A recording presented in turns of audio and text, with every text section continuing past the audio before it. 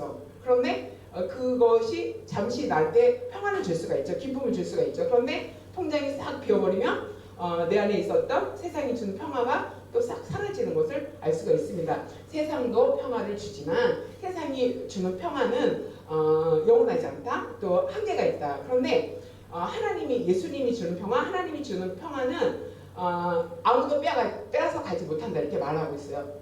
하나님이 내게 주신 것은 사람이나 환경이 빼앗아 갈 수가 없어요. 하나님이 주셨기 때문에 빼앗아 갈 수 없어요. 그런데 하나님이 주셨기 때문에 하나님은 걷어가실 수 있어요. 오늘 말씀이 그런 말씀이에요. 하나님께서 솔로몬에게 사방의 평안을 주셨어요. 솔로몬이 정치 초기에는 잘했어요. 하나님 앞에 잘했어요. 그래서 성경에 보면 사방이 대적이 없고 원수가 없이 평안했다 이렇게 말해요. 그런데 솔로몬이 나이 많이 들면서 어떻게 되냐면 많은 여인들을 따라서 우상을 숭배하게 되는 그런 일들이 일어납니다. 그러면서 하나님께서 사방에 대적을 일으키시는 것을 볼 수가 있어요. 하나님이 평화도 주시지만 또 경우에 따라서는 하나님이 그 평화, 하나님이 주신 것을 가져가실 수도 있다. 그런데 하나님이 주신 것은 세상이 주는 것과 같지 않고 세상이 빼앗아 갈 수 없다. 이렇게 말하고 있습니다. 얼마 전에 전에 있던 교회 청년이 한 5년 전에 독일을 갔어요. 독일에서 이제 직장 생활을 하고 있는데 5년 만에 이제 온다고 연락이 왔어요. 그래서 만나자고. 그래서 7월인가 언제 아무튼 왔어요. 그래서 어렵게 만났는데 보니까 막 스케줄표를 짰더라고요. 26명인가를 만난대요. 그래갖고 누구를 며칠 날 몇 시에 누구 만나는지 하루 스케줄 빡빡 가갖고 편하게 쉬지를 못했다고 하더라고요. 그래서 이 사람들은 다 너무 감사하고 고마운 사람들이기 때문에 꼭 만나야 되는 사람이에요 하면서 저도 이제 그 스케줄에 따라서 시간을 내서 이제 카페에서 만났어요. 그래서 이런저런 이야기하면서 어떻게 지냈는지 이렇게 나누면서 이제 집까지 내가 데려다 주기로 해서 이제 집 앞에까지 데려다 주고 내리기 전에 제가 그 친구를 위해서 기도를 했어요. 기도를 하는데 이렇게 감동이 있는 거예요. 그래서 왜 하나님이 감동을 주면 이렇게 울컥하잖아요. 그래서 막 이렇게 기도하는데 막 울컥하면서 기도가 나오면서 그 기도하면서 내가 느낀 게 하나님이 이 친구를 사랑하시는구나, 아끼시는구나, 참 성실하게 열심히 사는 것을 하나님이 기뻐하시는구나 하는 것을 제가 깨달았어요. 그래서 이제 독일로 돌아가는 날 이제 제가 카톡으로 글을 이제 길게 써서 수고했다. 하나님 너를 사랑하는 것 같다. 잘 지내라고 보냈어요. 그런데 한 몇 주 있다가 전화가 왔어요. 전화가 와서 전사님이 좀 물어볼 게 있어서 전화를 했어요. 이러는 거예요. 그래서 왜? 그랬더니 전사님이 그때 차에서 기도할 때 이렇게 울컥하셨는데 왜 그러셨는지 너무 궁금하다는 거예요. 그래서 제가 그랬죠. 내가 너희 엄마도 아니고 너랑 잘 지내긴 했지만 뭐 엄청나게 친밀한 관계가 아니잖아요. 그러니까 내가 5년 만에 만났다고 울 일은 없잖아요. 사실은. 그죠? 이성적으로 생각하면 울 일이 아닌데 기도를 하는데 이제 울컥하면서 이제 기도가 되는데 보통 성령의 역사할 때 그렇거든요. 그래서 제가 그 얘기를 했어요. 하나님이 감동을 주셔서 그렇게 된 거야. 그랬더니 그러냐, 그게 왜 그랬는지 너무 궁금했고 자기도 그런 거를 경험해보고 싶다 이렇게 얘기를 하는 거예요. 그러면서 전사님은 어떻게 그렇게 항상 똑같아요? 밝고 이렇게 생동감 있고 힘이 있고 또 그 카페에서 만났을 때도 전사님은 변하지 않았어요. 이렇게 말하더니 통화하면서도 그러는 거예요. 전사님은 어떻게 늘 그렇게 기쁨을 유지하면서 살 수 있나요? 이렇게 물어보면서 전사님은 성격이 좋아서 그러신 것 같아요. 이렇게 말을 하는 거예요. 그래서 제가 아니야. 성격이 좋으면 조금 영향은 있겠죠. 밝게 사는데 영향이 있지만 성격 좋다고 그냥 늘 그렇게 밝은 것을 유지하면서 살 수 있는 것이 아니거든요. 이거는 영적인 거야. 그랬더니 너무 궁금하다. 그게 뭔지 알고 싶다고. 그러면서 그때 한국에서는 말하지 않았던 이야기를 하는 거예요. 제가 사실은 얼마 전부터 회사를 다니면서 너무 자기를 힘들게 하는 일이 있대요. 사람인 것 같아요. 자기를 너무 힘들게 하는데 지금도 그것 때문에 너무 힘들어요. 제가 이거를 어떻게 해야 될지 잘 모르겠어요. 이렇게 말하면서 처음에는 이제 독일의 현지인 한국 교회를 이제 다녔는데 지금은 독일 현지인 교회를 다닌다고 하더라고요. 그러면서 독일에서 예배를 드리면 잠깐 예배를 드리고 다 독일말로 얘기하니까 또 뭐 엄청 그게 100%내 거가 되지 않고 그다음에 다른 교재는 하나도 없고 이제 딸랑 예배만 드리고 오니까 이제 영적으로 이렇게 공급받을 일이 좀 드문 거예요. 그렇게 그런 얘기를 하면서 좀 힘든 일이 있다고 얘기를 하길래 그거는 영적인 문제야 이렇게 얘기를 했더니 그게 뭐예요? 이렇게 물어보는 거예요. 근데 하나님께서 우리에게 평안을 주신다는 것은 그 우는 사자가 너희 대적 마귀가 우는 사자와 같이 삼킬 자를 찾아다닌다고 하거든요. 그러면 우리 동서사방에 우리를 공격하는 일이 항상 일어난다. 항상 공격이 있다. 그런데 그 공격이 내 마음까지 들어오지 않을 수가 있어요. 그거는 하나님의 보호막이라고 제가 생각하거든요. 제가 그런 거를 경험을 했어요. 그래서 이제 그런 얘기를 했는데 너무 알고 싶다. 그래서 내가 이제 성경을 예를 들어서 이제 정리해서 한번 보내주겠다고 얘기를 했거든요. 오늘 바로 그 말씀이에요. 솔로몬이 하나님께서 초기에는 평안을 주셔서 사방에 대적이 없이 평안을 누리다가 후반에 사방에 대적을 일으켜서 정말 힘들고 어려운 그런 환경을 맞이했는데 왜 그랬을까? 어떻게 하면은 평안을 유지하고 살 수 있고 어떻게 하면 이 평안을 빼앗기게 되는가를 오늘 말씀을 통해서 생각하면서 여러분을 잘 돌아볼 수 있게 되길 소망합니다. 내 마음에 늘 평안이 거하고 있나? 아니면은 평안이 있다 없다 하고 있나? 이런 것들을 한번 살펴보면서 뭐가 문제일까 한번 진단해 보길 바랍니다. 자, 솔로몬이 5장 4절에 보면 이제 내 하나님 여호와께서 내게 사방에 태평을 주심에 원수도 없고 재앙도 없도다. 이렇게 말해요. 1장부터 4장까지 이제 솔로몬이 이렇게 왕으로 즉위하면서 여러 가지 일들이 나오잖아요. 근데 5장에 와서 이제 이렇게 평안하니까 내가 성전을 짓겠다 이렇게 말하는 게 지금 5장이에요. 그런데 5장 이전에 솔로몬이 뭐 하나님 앞에 어떤 나아갔던 그런 것 때문에 하나님이 이렇게 평안을 주셨다는 거예요. 그러면 성전을 지었기 때문에 하나님 평안을 주셨다는 거 아니에요. 이거는 성전 짓기 전에 나온 말씀이거든요. 그러면 우리는 하나님께 봉사하고 하나님께 뭐 성전 지을 만큼 이렇게 헌신하고 또 하나님께 헌금을 많이 드리고 막 이래서 평안을 주는 것이 아니라는 것을 여기 성경이 말해주고 있어요. 자, 태평이 있는데 원수도 없고 재앙도 없었어요. 그래서 3장에 보면은 어떻게 했길래 그런 일이 일어났나 3장에 나와요. 솔로몬이 여호와를 사랑했다. 그의 아버지 다윗의 법도를 지켰다. 산당에서 예배 드렸다. 이렇게 나오고 있죠.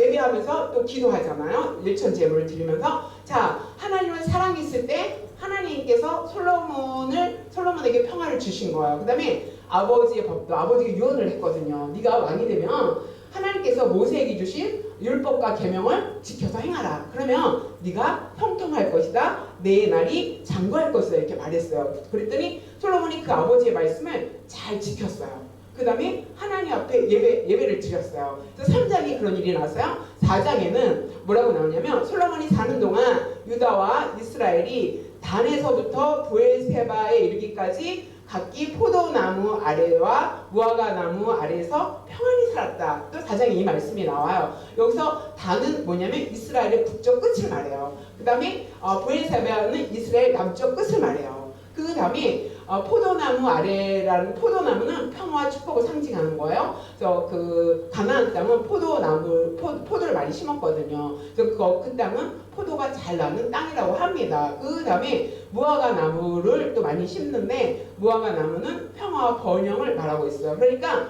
포도나무 아래서 평화와 축복을 누리고 무화과 나무 안에서 평화와 번영을 누리면서 평안히 살았다. 누가? 유다와 이스라엘 전체 백성들이. 그러면서 5장으로 가는 거예요. 5장에서 사방에 태평을 주셔서 원수도 재앙도 없었다. 그러니까 3장, 4장, 5장 가면서 하나님께서 솔로몬에게 사방에 아무도 솔로몬을 대적해서 일어나지 못하도록 지켜주셨다는 것을 여기서 말해주고 있죠. 자, 그러면 하나님을 가까이 할 때 평안이 있는데 하나님을 가까이 하는 건 뭐냐면 하나님을 사랑하고 말씀에 순종하고 예배하는 삶. 그 다음에 여호사밧의 사건이 이제 나옵니다. 역대하 20장 30절에 나오는데 여호사밧이 왕일 때 모압과 암몬과 그 다음에 아람 왕이 연합군을 형성해서 쳐들어왔어요. 그래서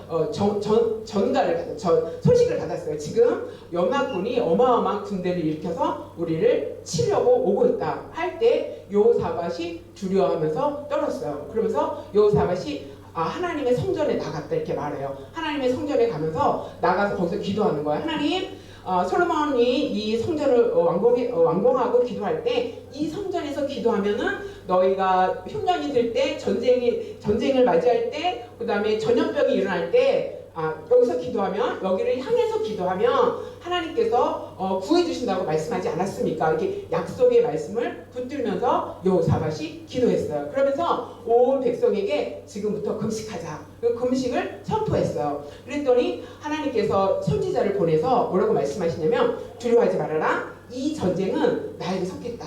너는 서서 보기만 해라. 구경해라. 이렇게 말씀하셨어요. 그래서 여호사밧이 그 선지자의 말을 듣고 찬양대를 거룩한 옷을 입고 노래 잘하는 사람을 뽑아서 군사 앞에 찬양대를 먼저 세웠어요. 찬양대가 찬양하기 시작할 때에 하나님께서 복병을 이 모압과 암몬과 아람 군대에 보내서 거기서 싸움을 만들었어요. 그래서 이 이스라엘 백성은 군대를 만들기 위해서 나가긴 했지만 전쟁하지 않고 싸우지 않았어요. 하나님이 복병을 두고 하나님이 모압과 암몬이 스스로 싸우게 해서 자멸하게 만드신 사건이 나옵니다. 그러면서 역대하 20장 1절에 그런 사건이 나오면서 30절에 뭐라고 나오냐면 여호사밧의 나라가 태평하였으니 이는 그의 하나님이 사방에서 그들에게 평강을 주셨습니다. 누가 주셨다? 하나님이 사방에서. 그래갖고 그 뒤에 보면 여호사밧이 전쟁에 승리했다는 소리를 다른 나라 사람들이 듣고 두려워했다 이렇게 나와요. 자, 그러면 우리가 언제 평안을 누리냐면은 하나님의 말씀을 가까이 할 때. 그래서 그 친구가 또 말했잖아요. 전사님 성격이 좋아서 그렇게 늘 명랑하고 항상 똑같은 것 같아요. 이렇게 말했다고 했잖아요. 근데 아니죠. 그거 아니죠. 제가 깨달은 건 뭐냐면은 제가 얘기했잖아요.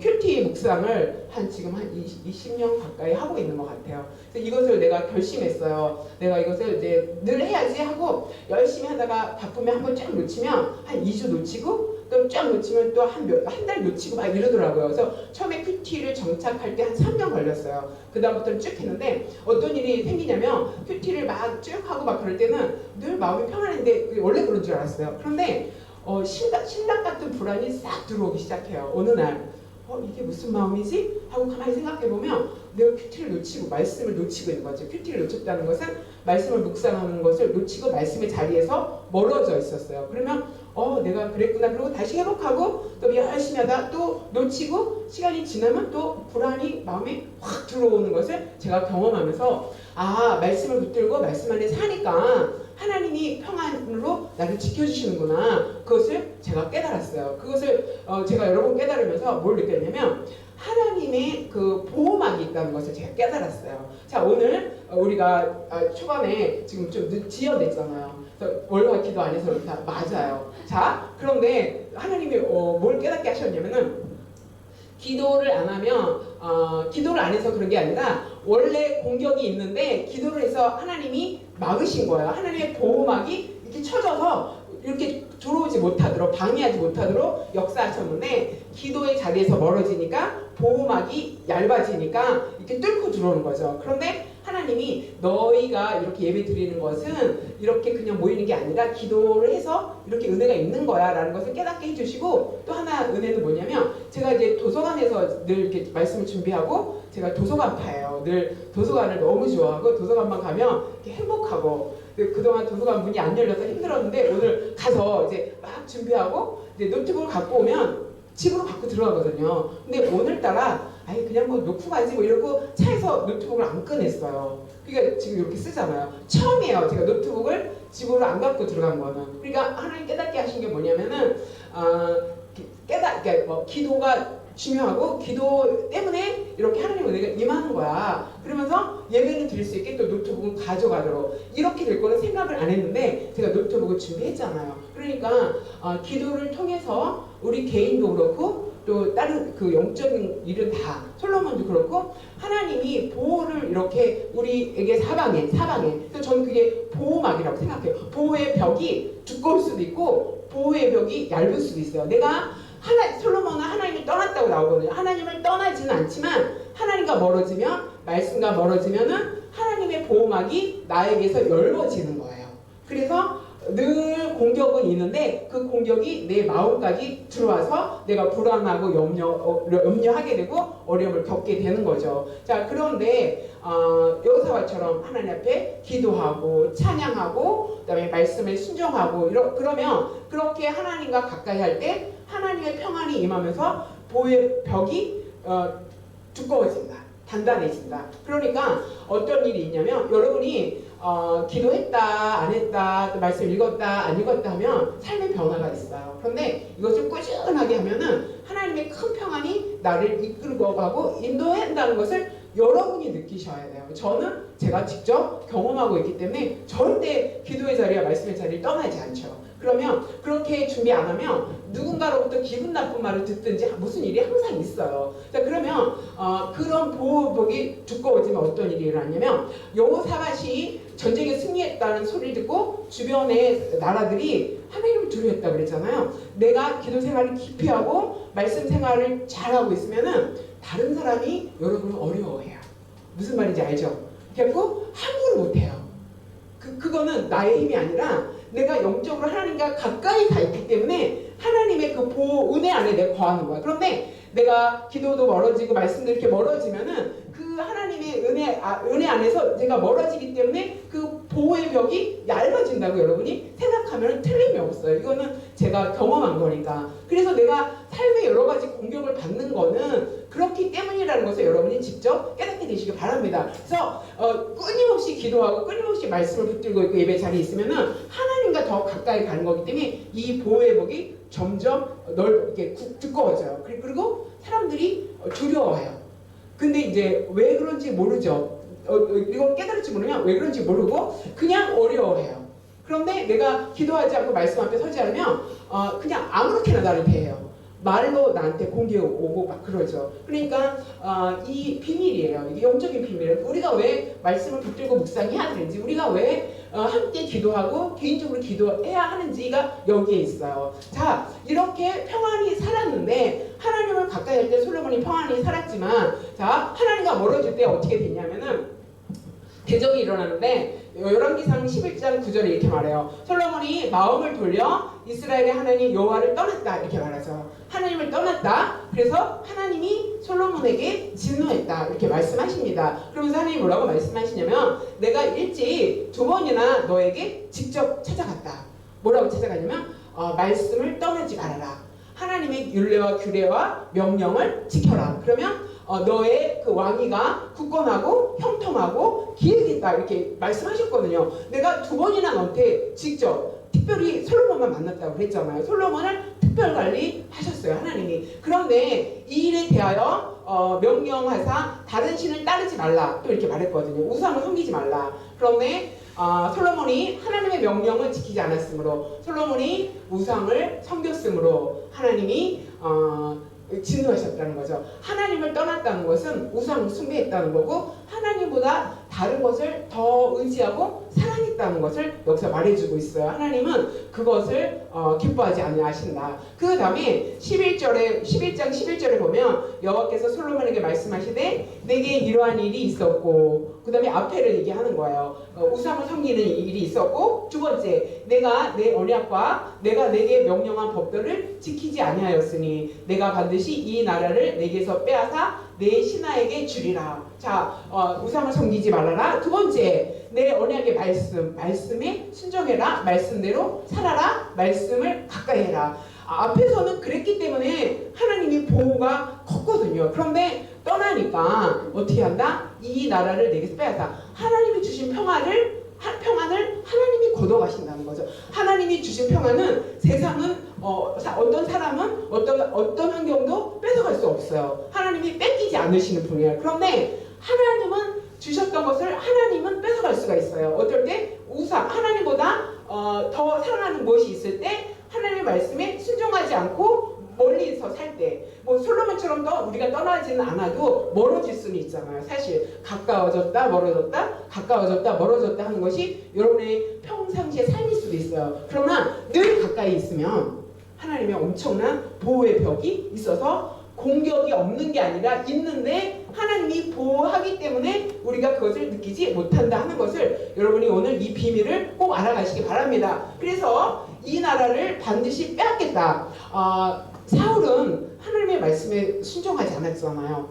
그 여리고성을 칠 때 다 진멸해라. 근데 그 말씀을 순종하지 않아서 어떻게 됐어요? 그 왕위를 다 뺏겼죠.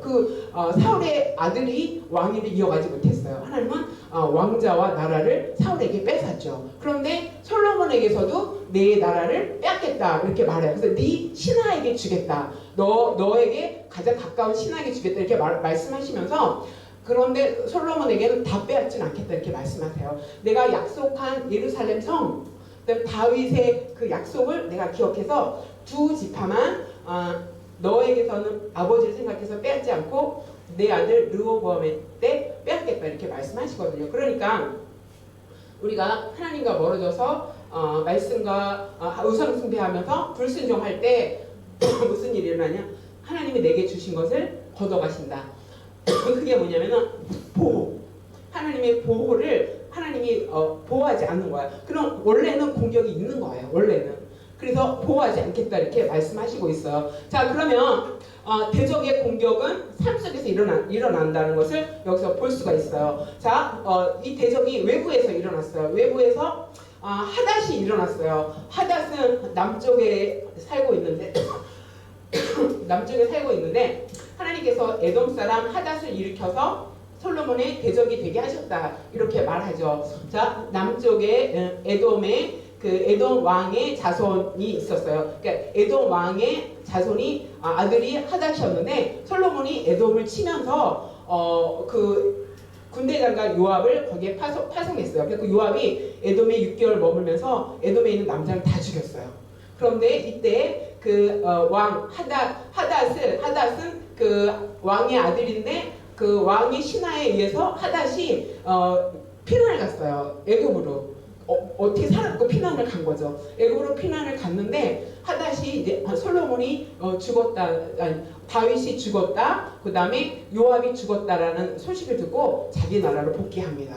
원수를 갚아야죠. 복귀하고 있어요. 그러니까 영적인 보호막이 얇아지니까 이 적이 멀리 갔다가 이게 솔로몬이 하나님 앞에 잘못하니까 적이 애굽에서 다시 돌아오고 있어요. 자기 나라로. 자, 연참을 이제 공격하는 거죠. 그래서 하닷의 공격을 남쪽 끝에 서 받는 거죠. 아까 단에서부터 부엘세바까지 평화가 있었다 그랬잖아요. 북쪽 끝에서 남쪽 끝까지 평화가 있었는데 남쪽 끝에 그 부엘세바의 그곳에서 하닷을 일으켜서 하나님이 공격하게 만드셨어요. 그 다음에는 두 번째로는 하나님이 또 엘리아다의 아들 르손을 일으켜 솔로몬의 대적자가 되게 하셨다. 그는 주인 소바 왕의 하닷 에셀에서 도망한 자라. 자, 르손도 솔로몬이 그 소바의 왕과 전쟁할 때 같이 있었는데 주인을 배신하고 자기가 무리를 일으켜갖고 다메섹의 왕이 됩니다. 다메섹의 왕이 되면서 북쪽의 단에서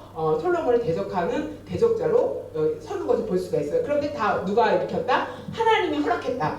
이거 뭐냐면 하나님이 막아주지 않았다. 하나님이 보호하지 않았다. 그들이 지금 원한을 갖고 있잖아요. 다 원한을 갚을 수 있도록 하나님이 내버려뒀다 이런 뜻이에요. 그러면 우리도 우리 외부의 적이 있어요. 이게 외부의 적이거든요. 외부의 공격. 우리가 살면서 우리 외부에서 여러 공격을 받을 수 있잖아요. 직장생활하면서 여러분이 공격을 당할 수 있어요. 기분 나쁜 말을 들을 수가 있고 막 이렇게 해결하지 못한 어려운 일이 막 얽히고 설킬 수가 있어요. 그런 것이 외부의 공격일 수 있다는 것을 생각하셔야 돼요. 그 다음에 내부의 적이 일어나는데 열왕기상 11장 26절에 솔로몬의 신하 느밧의 아들 여로보암이 또한 손을 들어 왕을 대적하였으니 이렇게 나오죠. 자, 여기서 보면은 솔로몬이 여로보암을 채용합니다. 똑똑하고 일을 잘하는 것을 보고 여로보암을 채용해서 많은 일을 여로보암에게 맡깁니다. 그런데 솔로몬이 여로보암이 점점 사람들이 인기를 받고 주목을 받기 시작하니까 안 되겠다 해갖고 여로보암을 죽이려고 해요. 그래서 여로보암이 애굽으로 또 도망을 갑니다. 여로보암이 도망을 갔다가 거기서 또 이제 소식을 듣고 누가 죽었다라는 소식을 듣고 애굽에 있었어요. 애굽에 있었는데 그 이스라엘 백성들이 애굽에 사람을 보내서 여로보암 부릅니다. 와라 이렇게 부릅니다. 그래서 내부의 적 가장 가까웠던 자기가 임명해서 키워줬던 느바세 아들 여로보암이 대적으로 일어나는 것을 볼 수가 있습니다. 이것은 우리 내부에 솔로몬에 가장 가까운 사람이 반역을 일으키는 거잖아요. 그래서 내부에 적이 일어난다. 그래서 대적은 우리 외부에서도 나를 공격하는 여러 가지 일들이 일어나고 우리 내부에서도 우리 내부라면 우리 안에서 분열과 다툼이 일어날 수 있는데 또 밖에서 우리의 예배를 또 우리의 하는 일을 공격할 수도 있다라는 뜻이에요. 자, 그게 우리의 외부에서 공격과 내부에서 공격을 늘 있었는데 하나님이 그것을 막아주지 않는다. 그래서 우리 삶 속에 힘들고 어려운 일이 일어난다. 그래서 아까 그 친구 얘기했죠. 독일에 있는 그 친구. 제가 얼마 전부터 어려운 일을 겪고 있어요. 그것 때문에 너무 힘들어요. 그럴 때 이거 영적인 문제야. 너 지금 너가 알고 있는 그 잘하는 사람들, 또 기도 많이 하는 사람들에게 기도 부탁을 해라. 그러니까 같이 기도해야 된다. 그리고 너도 기도해야 되는데 여러 사람이 함께 기도해서 이것을 극복해야 된다. 왜냐면 외부의 공격은 그냥 늘 있는 거예요. 원래 있는 거예요. 내부에도 원래 있는 거예요. 그런데 하나님이 대적을 일으키면 우리가 하나님 앞에 온전하게 서지 못할 때 대적을 일으키니까 솔로몬이 그 마지막 때 외부와 내부 안에서 대적이 일어나서 사방의 그 나라들을 다 솔로몬이 다스렸는데 거기서 대적들이 일어났는데 애굽에 갔던 대적들이 이제 자기 나라로 돌아오면서 대기하고 있죠. 솔로몬이 어떻게 하느냐에 따라서 이제 공격할 기회를 찾는 거죠. 자, 여러분, 그러면 우리가 이렇게 대적의 공격에서 극복하고 살려면 어떻게 해야 된다? 그 평안을 유지하려면 어떻게 해야 된다? 앞에서 얘기했죠. 솔로몬의 초심, 하나님을 사랑하고 하나님께 예배하고 하나님 기도하고 말씀 붙들고 그렇게 살 때 여호사밧에 사방에 평화를 주었고 솔로몬에게 사방에 평화를 주었듯이 우리의 삶에 사방에 평화를 줄 줄 믿습니다. 우리 마음이 바깥에는 뭐 해결되는 일이 없는데 내 마음은 늘 편안해. 늘 기쁘고 감사해요. 제가 이거는 경험하고 산 거니까요. 수년 경험해서 제가 자신 있게 말할 수 있는 거니까요. 그래서 다른 사람들에게 통화하면 어떻게 목소리가 늘 힘이 있냐 막 이렇게 얘기를 해요. 그 비법은 늘 아니까 말씀을 떠나지 않고 말씀을 붙들고 기도의 자리에서 내가 거하니까 하나님께서 보호하시는 그 보호막이 단단해지는 거다. 그러나 내가 말씀과 멀어지고 기도의 자리에서 멀어질 때 우리가 기도의 자리에 멀어졌잖아요. 그러니까 살짝 인터넷이 막 말썽을 피면서 이제 하나님이 기도해야 되는 거야 알려주시잖아요. 그러니까 우리가 기도해야 될까요? 안 해야 될까요? 월화 중기도에 들어오셔야 돼요. 왜냐하면 너희가 기도를 시켜서 일하시겠다는 뜻이거든요. 근데 하나님은 기도를 시키시고 먼저 하시거든요. 일을 하실 때 기도 먼저 받으시고 일하시고 이렇게 일하시는 방법이거든요. 그런데 하나님이 우리 통해서 일하고 싶어 하는데 우리가 영적으로 준비가 안 되니까 공격이 노출되니까 무슨 큰일을 못하니까 여러분 꼭 기도의 자리에 함께 하시길 바랍니다. 여러분의 개인의 삶도 마찬가지예요. 내가 외부에 여러 가지 어떤 일로 내가 힘들어하고 있나를 참 돌아보고 내 마음이 평화가 없고 늘 불안과 근심과 걱정 때문에 이제 가시돋치는 그런 삶을 사는 데가 바깥으로는 뭐 직장도 괜찮고 뭐 또 건강도 괜찮고 다 괜찮은데 늘 내 마음이 불안하고 불편하고 어려움을 당한다면은 여러분의 신앙을 점검해 보시기 바랍니다. 내가 말씀의 자리에 있나 기도의 자리에 있나 점검해 보면서 여러분은 하나님이 주시는 평강이 여러분 안에 늘 있게 되길 원합니다. 하나님의 보호막이 든든해서 사람들이 여러분을 어려워할 수 있는 자리까지 여러분이 가시길 소망합니다.